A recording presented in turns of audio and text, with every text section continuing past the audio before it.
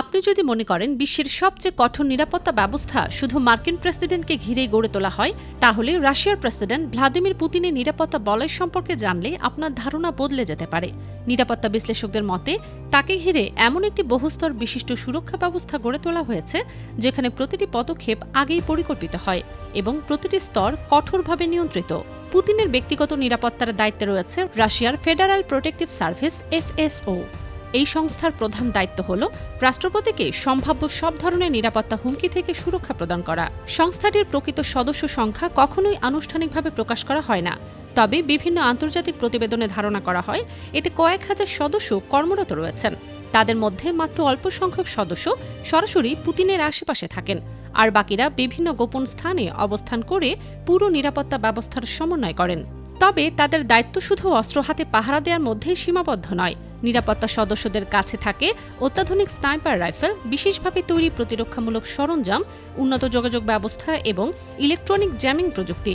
বিভিন্ন প্রতিবেদনে বলা হয় এইসব প্রযুক্তি আশেপাশের ড্রোন বা সন্দেহজনক ইলেকট্রনিক সিগন্যাল শনাক্ত ও ব্যাহত করতে সক্ষম। পাশাপাশি বিস্ফোরক শনাক্তকরণ যন্ত্র, বিশেষ সেন্সর এবং উন্নত নজরদারি প্রযুক্তিও ব্যবহার করা হয়। কিছু সূত্রে এমন দাবি করা হয়েছে যে নির্দিষ্ট কিছু নিরাপত্তা কর্মীর বিশেষ চশমায় ক্ষুদ্রাকৃতির ক্যামেরা সংযুক্ত থাকে, যা সরাসরি নিরাপত্তা নিয়ন্ত্রণ কক্ষে ভিডিও পাঠাতে পারে। তবে এই দাবির স্বাধীন নিশ্চিতকরণ পাওয়া যায়নি। পুতিন কোথাও সফরে যাওয়ার আগে নিরাপত্তা প্রস্তুতি শুরু হয় কয়েকদিন আগেই। সম্ভাব্য সফরস্থলের ভবন, ছাদ, বেসমেন্ট এবং আশেপাশের পুরো এলাকা একাধিকবার তল্লাশি ও নিরাপত্তা পরীক্ষার আওতায় আনা হয়। তিনি কোন পথে যাতায়াত করবেন সেই তথ্য সর্বোচ্চ গোপন রাখা হয়। নিরাপত্তার অংশ হিসেবে একই ধরনের একাধিক গাড়ির বহর ব্যবহার করা হয়, যাতে বাইরে থেকে বোঝা কঠিন হয় রাষ্ট্রপতি ঠিক কোন গাড়িতে অবস্থান করছেন। পুতিনকে ঘিরে সবচেয়ে আলোচিত বিষয়গুলোর একটি হল তার সম্ভাব্য বডি ডাবল ব্যবহার। বহু বছর ধরেই আন্তর্জাতিক গণমাধ্যম ও নিরাপত্তা বিশ্লেষকদের মধ্যে এই নিয়ে আলোচনা চলছে, যদিও এ বিষয়ে প্রকাশ্যে কোনো নির্ভরযোগ্য প্রমাণ নেই। পুতিন এক সাক্ষাৎকারে স্বীকার করেছিলেন যে অতীতে নিরাপত্তার স্বার্থে বডি ডাবল ব্যবহারের প্রস্তাব নিয়ে আলোচনা হয়েছিল, তবে তিনি নিজে এমন ব্যবস্থা নিয়মিত ব্যবহার করেন এমন দাবি নিশ্চিতভাবে প্রতিষ্ঠিত নয়। রাষ্ট্রপতির খাবার নিয়েও নেওয়া হয় বিশেষ সতর্কতা। বিভিন্ন প্রতিবেদনে উল্লেখ করা হয়েছে তার খাবার, পানীয় এবং অন্যান্য খাদ্য সামগ্রী পরিবেশনের আগে একাধিক ধাপে পরীক্ষা করা হয়, যাতে বিষক্রিয়া বা অন্য কোনো নিরাপত্তা ঝুঁকি এড়ানো যায়। পুতিনের যাতায়াতেও অনুসরণ করা হয় নানা বিভ্রান্তিমূলক কৌশল। বড় মোটরকের রাস্তায় চললেও কিছু ক্ষেত্রে তিনি বিকল্প পরিবহন ব্যবহার করতে পারেন, এমন ধারণা নিরাপত্তা বিশ্লেষকদের মধ্যে রয়েছে। এর মূল উদ্দেশ্য হল সম্ভাব্য হামলাকারীদের জন্য তার প্রকৃত অবস্থান নির্ধারণ আরও কঠিন করে তোলা। রাষ্ট্রপতির গাড়ির বহর হিসেবে ব্যবহৃত অরাস সেনেট লিমোজিন একটি বিশেষভাবে সুরক্ষিত যান।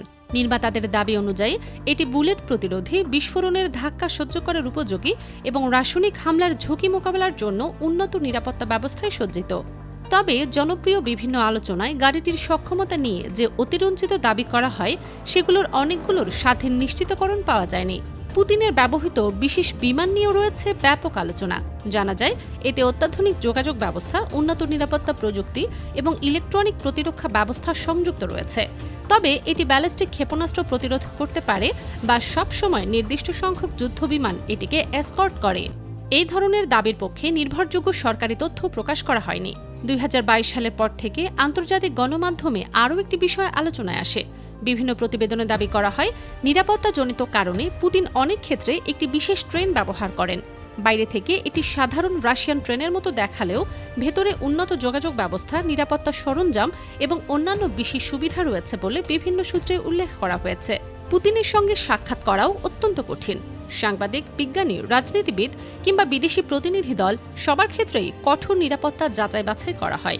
পরিচয়, অতীত কার্যক্রম এবং সম্ভাব্য নিরাপত্তা ঝুঁকি মূল্যায়নের পরই সাক্ষাতের অনুমতি দেয়া হয়। অনেকের মতে এত কঠোর নিরাপত্তা ব্যবস্থা মূলত ব্যক্তিগত সুরক্ষার জন্য, আবার অন্যদের মতে একটি পারমাণবিক শক্তিধর দেশের রাষ্ট্রপ্রধানকে সুরক্ষিত রাখা সেই দেশের রাজনৈতিক স্থিতিশীলতা ও জাতীয় নিরাপত্তার সঙ্গেও সরাসরি সম্পর্কিত। তাই ভ্লাদিমির পুতিনের নিরাপত্তা ব্যবস্থাকে বিশ্বের অন্যতম জটিল ও কঠোর রাষ্ট্রপ্রধানের নিরাপত্তা বলয় হিসেবে বিবেচনা করা হয়। বিশ্বের অনেক রাষ্ট্রপ্রধানই সর্বোচ্চ পর্যায়ের নিরাপত্তা পান, তবে ভ্লাদিমির পুতিনকে ঘিরে গড়ে ওঠা এই বহুস্তর বিশিষ্ট নিরাপত্তা ব্যবস্থা আজও আন্তর্জাতিক অঙ্গনে ব্যাপক কৌতূহলের বিষয়। আর সেই কারণেই তার প্রতিটি সফর, প্রতিটি যাত্রা এবং প্রতিটি জনসম্মুখে উপস্থিতি ঘিরে থাকে কঠোর পরিকল্পনা, সর্বোচ্চ গোপনীয়তা এবং অসাধারণ নিরাপত্তা ব্যবস্থা।